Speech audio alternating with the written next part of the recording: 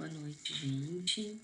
Dando continuidade, então, a gente vai conversar sobre o método Pilates.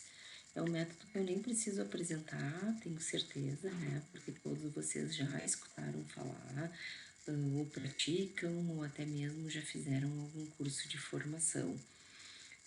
Mas é um método que eu sou apaixonada e eu acho ele muito bacana. Eu me encontrei muito assim, dando aula desse método, tá? Então, todo mundo sabe que leva esse nome porque ele foi criado por Joseph Pilates, né, um alemão que nasceu em 1880. E o Joseph, ele sempre foi uma criança muito frágil, ele era asmático, mas ele trabalhou tanto o seu condicionamento físico que com 14 anos ele posava para os quadros de anatomia. O que acontecia? Na verdade, os livros, não existiam livros de anatomia naquela época, como existem hoje com essas imagens maravilhosas, né? Então, eram modelos reais que posavam para os quadros e para os livros, e o Joseph foi um deles. Nessa imagem, a gente pode visualizar a foto da esquerda, ele com 57 anos, e a da direita aos 82 anos. Então, a gente percebe que ele era um homem bem forte, né? Ainda sobre o histórico, alguns dados importantes, né? Ele foi instrutor de defesa da Scotland Yard, lá na Inglaterra.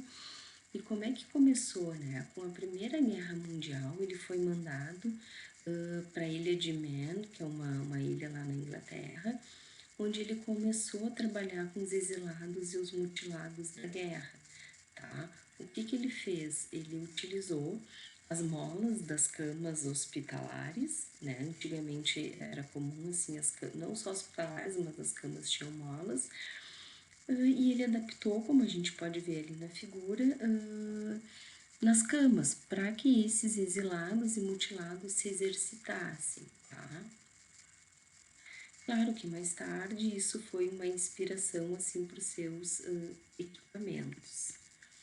E o que eles observaram, tá? Que por estarem praticando os seus exercícios, nenhum dos alunos do Pilates sucumbiu-se à grande epidemia de influenza, né? Devido à prática da contrologia.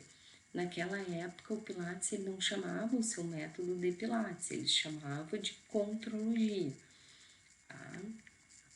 Então, até, né, quando eu estava lendo a aula, né, até me remeteu, eu disse, naquela época, em 1918, imagina, teve essa epidemia de influenza, e hoje a gente vive uma epidemia também, né, tá aí do corona, mas que também é um tipo de gripe, né. Bueno, com o fim da guerra, ele voltou para a Alemanha e aí as forças militares alemãs chamou a atenção dele, né, que muitas pessoas tinham sobrevivido, né, houve um grande número de mortes lá em 1918, mas muita gente sobreviveu e a Alemanha chamou ele então para trabalhar com as forças militares alemãs. Em 1923, ele se mudou para Nova York, onde ele abriu seu primeiro estúdio, sendo que nos anos 40 ele atingiu notoriedade entre os dançarinos e famosos que propagaram os conceitos do método entre os seus alunos e os seus bailarinos. Em 67, o estúdio dele pegou fogo, tá? E nesse mesmo ano, Joseph morreu por insuficiência respiratória. E foi aí que se deu início à história do método. Entre 67 e 70, Clara, que era a esposa dele, continuou com a direção do estúdio, passando para Romana Kriskanova esse cargo e autorizando outros profissionais também a utilizar o nome de Pilates em seu estúdio. A Romana, ela ainda é viva e ela ainda ministra cursos de formação do método, tá? Já nos anos 2000, assim, Pilates é considerado de domínio público. E o Joseph sempre falava assim, o sonho dele era ver um estúdio em cada esquina e que hoje, na verdade, esse sonho se concretizou, né? Porque a gente vê bastante estúdio de Pilates. Então, quais são os princípios do método? Todos são importantes, tá? Então, a gente tem a concentração, o controle, a centralização ou powerhouse, que powerhouse é a casa de força, o centro da força, né? Então, o que, que o método preconiza? Essa região das últimas costelas, do diafragma e até a musculatura, que vai no terço proximal da coxa, né, de adutores, isso é formado, essa caixa é o centro do corpo. Então, eu tenho que ter um centro bem estabilizado e forte, que na verdade o movimento ele vai se dar do centro para as extremidades. A fluidez, que é entre um exercício e outro, né? Essa transição ela deve ser fluida. A precisão e a respiração. Alguns exercícios são mais respiratórios que os outros, têm um caráter mais respiratório, acompanhando, né, o tempo da respiração, e outros que a gente simplesmente deixa o paciente respirar.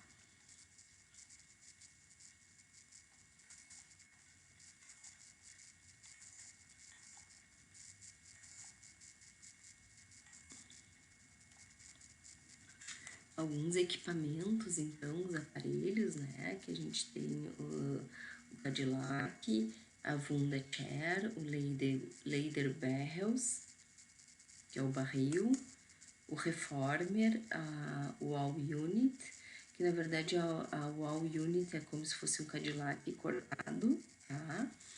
O Step Barrels. E depois a gente tem os acessórios, né? O rolo, as faixas elásticas, o Magic Circle, as bolas, a meia-lua, o Bozum.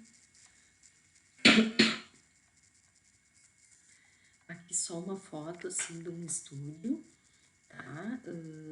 Num pequeno espaço a gente consegue então montar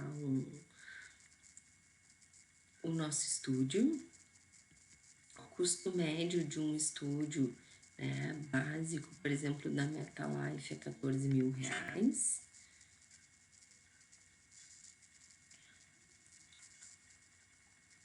Aqui uma outra foto. A gente pode dar aula individual ou em grupo, tá? Ou para duplas, enfim. Tem algumas pessoas que dão até para 3 pessoas.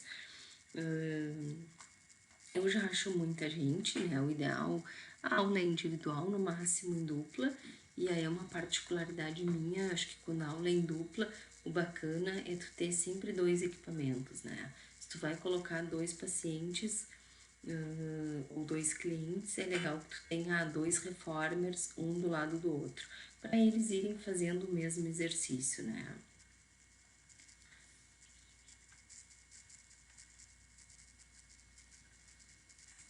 Então, quais são as indicações desse método, né?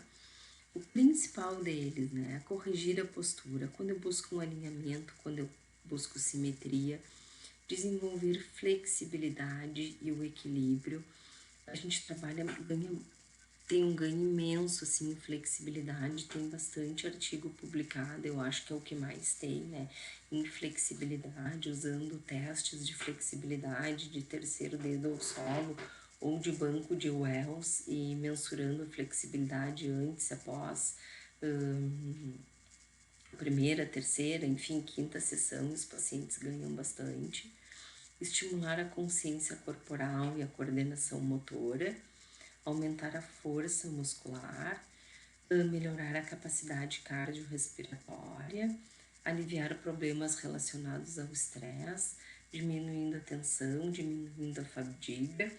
A gente ainda poderia citar, né, alívio de dor, os pacientes relaxam bastante. E aí acho que fica um questionamento, assim, né? Como a gente planeja uma aula de Pilates? No que a gente tem que pensar, tá? Se a gente for pensar nos equipamentos, assim, né? Claro, a gente tem o Pilates solo, ele é a base do método, né? E tudo que eu, a maior parte dos exercícios que eu realizo no solo, eu consigo realizar nos equipamentos, tá? Mas se a gente for parar para pensar um pouquinho assim na cinésio, tá? O reformer, aquele que é um carrinho, ele me possibilita começar com exercícios em cadeia cinética fechada, o que dão mais estabilidade para o nosso cliente, para o nosso paciente e facilitam alguns exercícios, né? Hoje a gente ainda tem o Pilates aéreo, eu acho que é assim que se chama, né? Também é bem bacana, assim, eu não tenho vivência, não sei se algum de vocês tem, mas é bem legal. E aí tem muitas variações, né, gente? Hidropilates, né, que é o pilates dentro da água. Na verdade, tudo é pilates, né, mas dependendo da forma como eu vou realizar. Todos eles a gente vai buscar, a gente vai partir dos mesmos princípios, tá?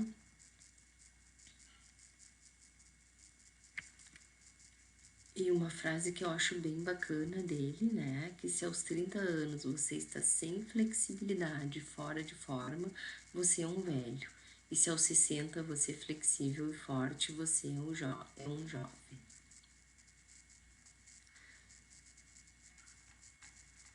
Então, do Pilates era isso. Depois, quando a gente se encontrar, a gente pode discutir, né? A vivência de vocês, o que vocês também sabem do método, as curiosidades, enfim, vamos fazer uma aula prática bem bacana. Um beijão e fiquem bem.